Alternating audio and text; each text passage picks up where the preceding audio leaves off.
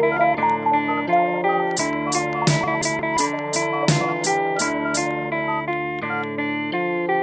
jeden deň, kedy som potreboval help. Dal si mi ignor a zmenil si sa v tieň.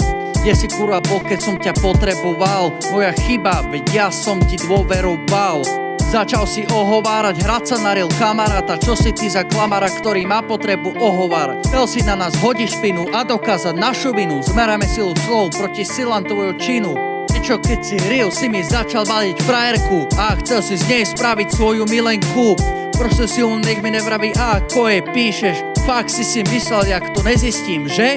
Táško, toto bola najhoršia zrada. Viem, že si sa zmenil vo fejkového hada. Bol si mi ako brat, kým som zistil, čo si zač.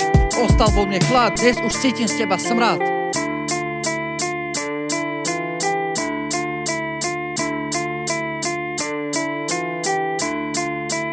Z teba cítiš faloš, ktorú nazývam slabosť, tvá zlá vlastnosť má meno, zbabelosť, dôvera sa stratila, kudla do chrbta sa zdarila, aj tvoja rodina sa predo mnou za teba hambila. Asi máš nejaké mindráky z detstva, v škole ťa nemali radi, no nečudujem sa.